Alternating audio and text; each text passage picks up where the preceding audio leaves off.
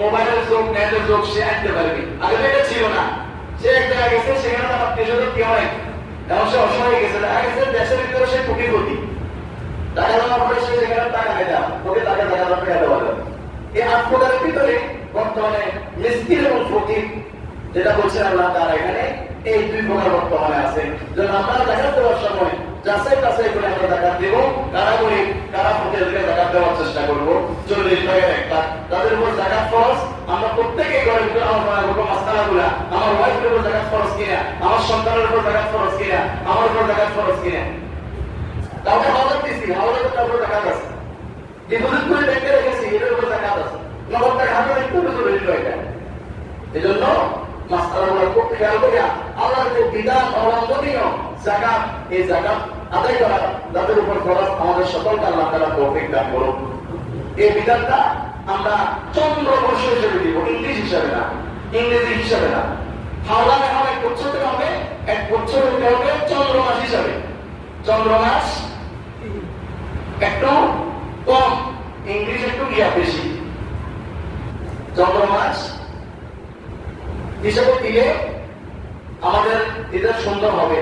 ইংরেজি হিসেবে না, জানুয়ারি টু জানুয়ারি না, রমজান টু রমজান। তবে জিনিসটা আমরা এই রমজান টু রমজান দিব। এরপর আরেকটা বিষয়, আমাদের ফিতরা, এই বছর ইসলামিক ফাউন্ডেশন থেকে সর্বনিম্ন ফিতরার যে ঘোষণাটা দিয়েছেন ওনারা 110 টাকা করে জনপ্রতি, এটা সর্বনিম্ন। করতে 250 টাকা পর্যন্ত আছে। এজন্য আমরা প্রত্যেকের সামর্থ্য অনুযায়ী, আমার 200 টাকা করে আমার সামর্থ্য আছে, আমার ঘরের যত সদস্য আছে ওখান থেকে প্রত্যেকের জন্য 200 টাকা করে আমি দিয়ে দিই। 300 টাকার সামর্থ্য আছে, 300 টাকা দিয়ে দিই। 110 টাকা যেটা নির্ধারণ করছে ইসলামিক ফাউন্ডেশনে, এটার উপর আমি খেয়াল না করি। এরপর আরেকটা হচ্ছে ইতিকাফ। আমাদের আজকে হচ্ছে 13 রমাদান, আগামী শুক্রবার আমাদের 20 রমাদান। আমাদের ইতিকাফে থাকবো আগামী শুক্রবারে সূর্যাস্তের আগে আগে আমাদেরকে মসজিদে ঢুকে যেতে হবে। এজন্য আলহামদুলিল্লাহ গত বছর 5-6 জন ছিলেন, এবছর আপনারা অনেকে আছেন, ভিতরে প্রস্তুতি নিচ্ছেন।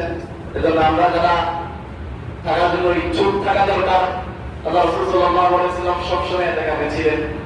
এজন্য এই ইতিকাফে যারা আমরা থাকবো, মন মানসিকতা এখন থেকে একটু প্রস্তুতি নিই।